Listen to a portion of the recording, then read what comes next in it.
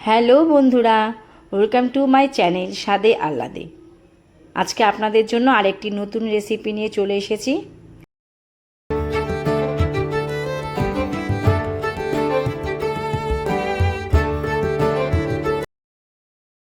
আজকে যে রেসিপিটা বানাতে চলেছি তার জন্য আমি এখানে নিয়ে নিয়েছি 200 গ্রামের মতো চিংড়ি মাছ। মাছগুলো প্রথমে ভালো করে বেছে ধুয়ে নিয়েছি। মাছের সাইজগুলো দেখুন, বেশ বড় বড়ই আছে। এরপরে এদিকে নিয়েছি একটা বড় সাইজের পেঁয়াজ, সেটাকে আমি ঝিরিঝিরি করে কেটে নিয়েছি। একটা মাঝারি সাইজের টমেটো, সেটাও আমি কুচি কুচি করে কেটে নিয়েছি।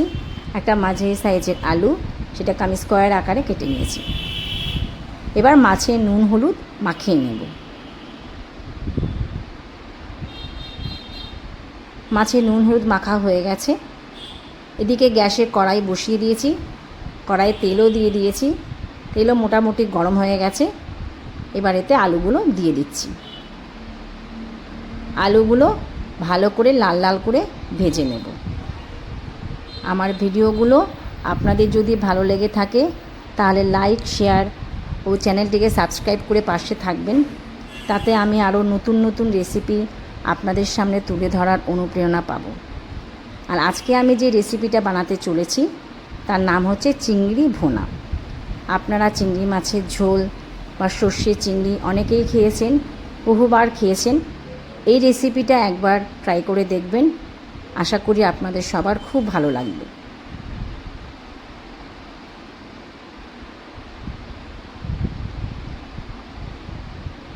আলুগুলো ভাজা হয়ে গেছে, আলুগুলো এবার তুলে নিচ্ছি।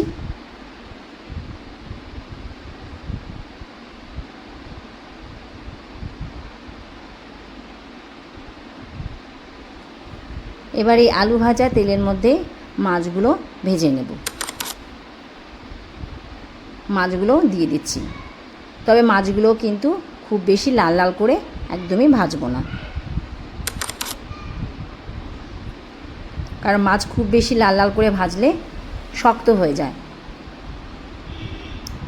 আপনাদের সবার কাছে আমার আরেকটি প্রার্থনা, আমি যার জন্য আপনাদের সবার কাছে ক্ষমা চেয়ে নিচ্ছি, কারণ আমি রেগুলার বেসে ভিডিও ছাড়তে পারছি না একটু প্রবলেমের জন্য।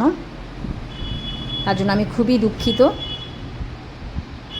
মাছগুলো ভাজা হয়ে গেছে, দেখুন মাছগুলো আমি লাল লাল করে কিন্তু ভাজিনি। মাছগুলো এবার তুলে নিচ্ছি।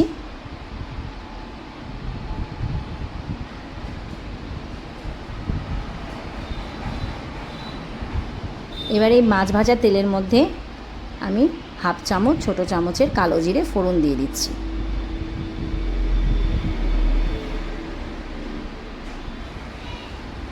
কালো জিরেটাকে সামান্য একটু ভেজে নেব। কালো জিরে ভাজাভাজি হয়ে গেছে। এবার এতে চিংড়ি পেঁয়াজ কুচিগুলো দিয়ে দিচ্ছি।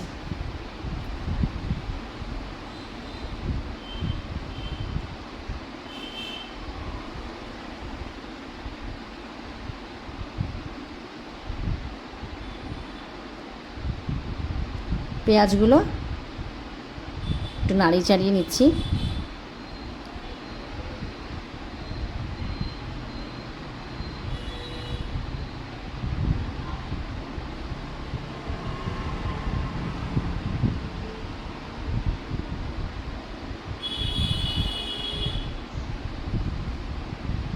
এবার এতে টমেটো কুচি, দুটো কাঁচা লঙ্কা চিড়ে এবং 5-6 কোয়া রসুন দিয়ে দিয়েছি। দিয়ে এবার এগুলোকে ভালো করে ভেজে নেব।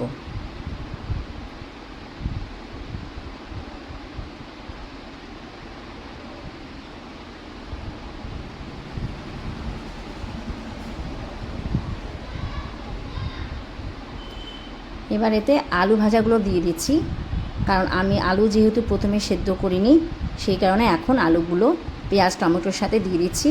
তাহলে এগুলো একবারে সব একসাথে মজে যাবে। আলু দিয়ে ভালো করে একটু নেড়ে চেড়ে নেব। এরপরে এটা ঢাকনাটা দিয়ে দেব।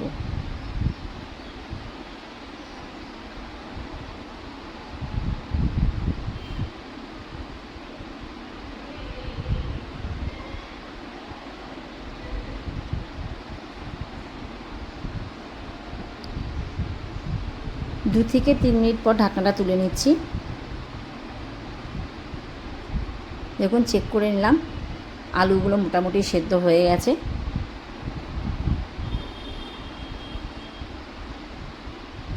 এবার এতে মশলা অ্যাড করব।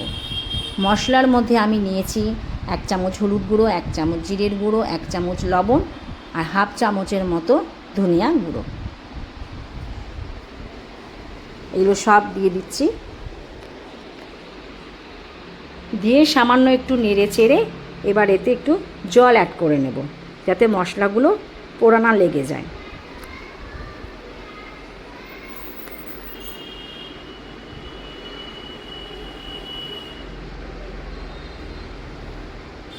দেখুন আমি সামান্য একটু জল দিয়ে দিচ্ছি।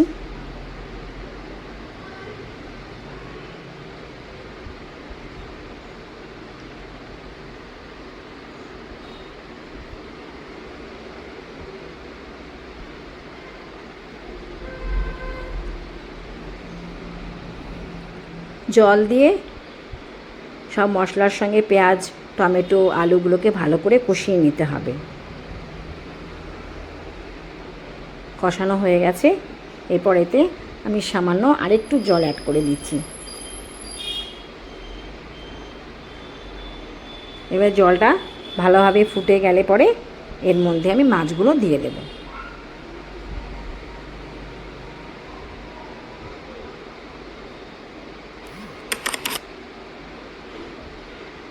দিয়ে দিচ্ছি হাফ চামচের মতন চিনি।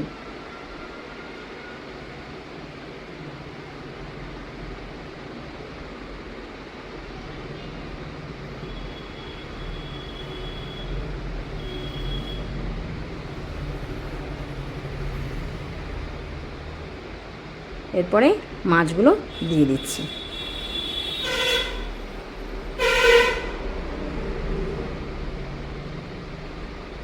মাছগুলো দিয়ে ভালো করে একটু নাড়িয়ে চাড়িয়ে নেব।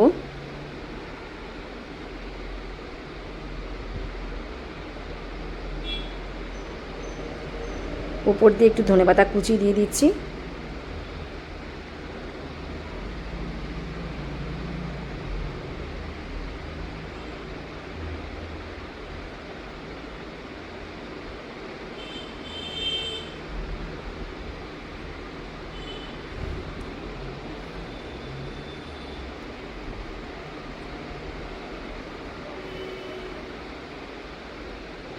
এরপর এখানে দিচ্ছি গন্ধরাজ লেবু রস।